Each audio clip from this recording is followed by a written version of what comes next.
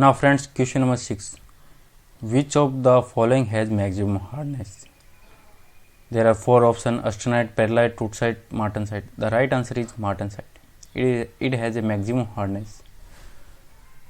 We talk about these words. Austenite, it is soft and ductile in nature at 720 degrees centigrade. When it is cooled slowly, we get perlite. When we increase the rate of cooling more, we get bainite. By rapid quenching, we get martensite. Some other phases are toothsite and sorbate. These are known as tempered martensite. Because it has a maximum hardness. When we reheat, we get tempered martensite. Bainite is extremely fine perlite, that is known as perlite. We can see more or less very fine perlite, it is known as bainite. Water quench, oil quench, air cooled and furnace cooled. It is in this direction the rate of cooling decreases, but in this direction the rate of hardness increases. In figure there is a curve between temperature versus time, and A, B, C all are denoted by their respective name. You can see, read about text. Perlite, it is in this structure at electrode point. It consists of cementite plus ferrite.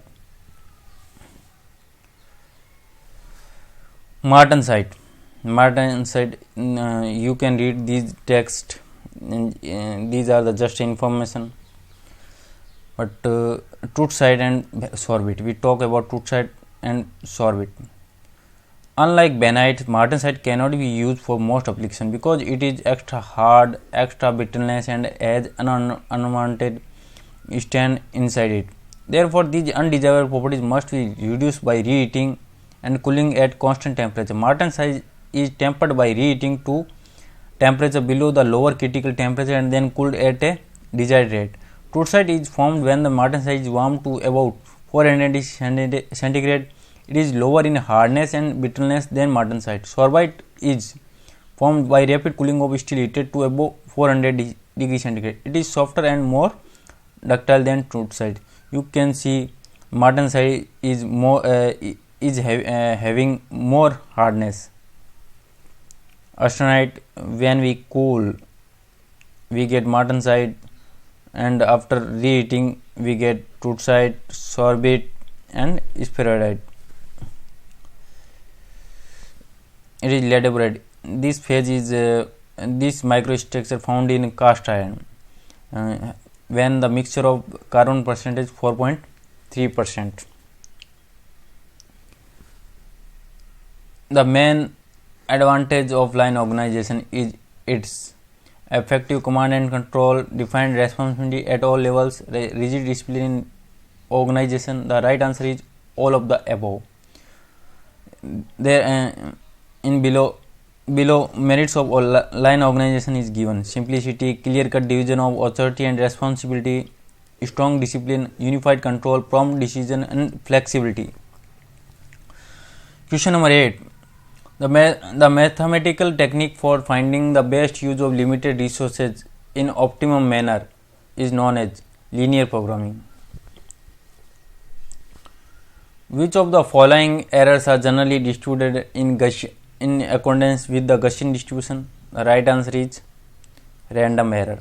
Random errors are actually have positive and negative values, and their magnitudes and are generally distributed in accordance with the Gaussian distribution. Question number 10. PL Q upon 3I. It is the deflection of cantilever beam, which is given PL Q upon 3EI when load is P, the length is L. So we have to calculate strain energy U equal to half P into delta. This is a formula for strain energy, and we use the deflection of given value 3 EI multiplied, we get 1 by 6 P square LQ upon EI. It is similar to